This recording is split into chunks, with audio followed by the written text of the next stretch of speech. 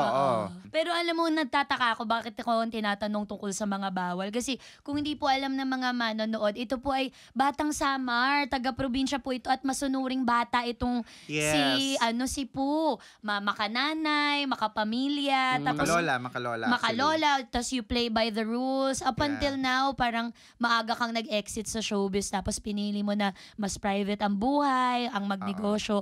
So Actually, hindi naman ako bakit mo to nag-exit. ginagawa? Hindi naman ako nag-exit. Kung Semi lang, kailangan semi. lang, kung kailangan yung project, kung kailangan yung ganito, kumbaga parang may choice ka na. So binabalanse ko na lang yung life. Tama po. Yung kumbaga, as you grow old din naman, Opo. parang hinahanap mo na rin yung, kumbaga parang nung kabataan mo naman, kumota ka na eh. Tama. Oo. Yung kumota ka na sa puyat, at talaga, yung alam mo yan, ikaw bata ka pa, so parang Opo. wala kang kapaguran. Yes po. Pagkatas ng taping, ang call time mo kinabukasan, alas 8, Tutuhog gigimik ka pa. Oo. Iinom ka pa ng slide, makatulog ka lang ng isang May oras, 4 AM dalawang call oras. time, laban! Laban, ganun talaga. So kumbaga parang sa ngayon, parang inano ko na yung parang yung quality of life na yung hinahanap mo. Tapos kumbaga sa mga comedy bar, paminsan-minsan na lang pag kinati na lang yung pa ako, tatawag ako sa mga comedy bar. Hindi na mawawala no? Oo, Yung ganun parang yung- gusto mo lang Oo. kamutin. Oo. Yun siya, yung pupunta ka. Pero yung halimbawa, religiously dati, every night meron akong set. Pag wala akong set,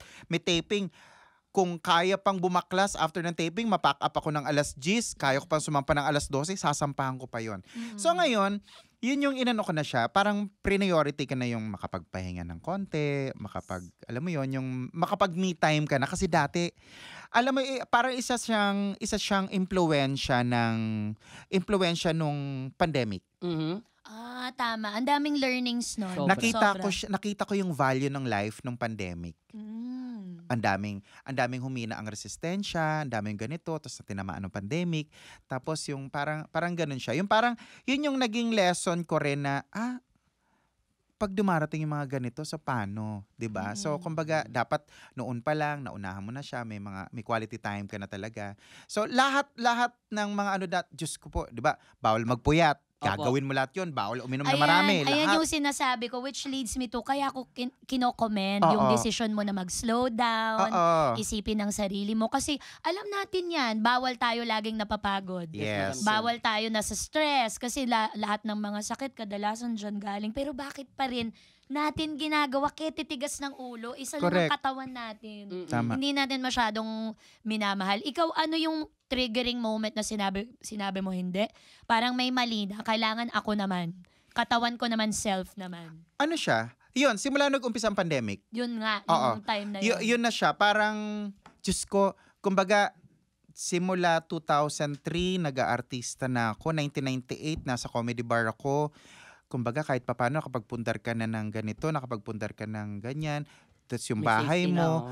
Alam mo yun, yung nakapundar ka ng bahay, pero hindi mo siya na-check.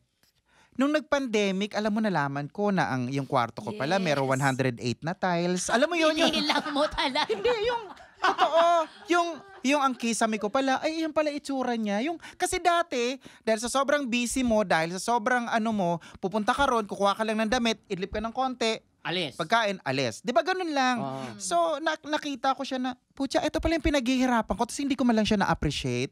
Yung parang, ay, may hagdanan pala ako na...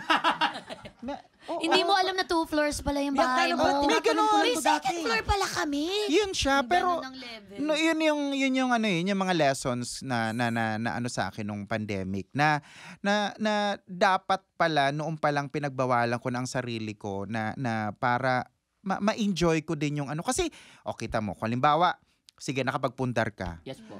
Nung nag-pandemic, tinamaan ka, hindi mo nakita na 108 pala yung tiles mo. Yun ang Di ba? mahalaga. Yung parang, eto pala yung investment ko, tapos hindi ko siya na nabigyan ng importansya. Ngayon nakakapagwalis ako, gusto kong humilata sa sopa, gusto kong... Mas marami po kayong me time ngayon. Oo, mas marami akong me time ngayon. Yun na siya. So, yun na. Ang inaano ko rin, yung kagaya na sinabi mo nga, yun na nga, yung dapat ikaw na mismo ang magbibigay ng mga bawal na dapat, yun ang pahalagahan mo. Ganun.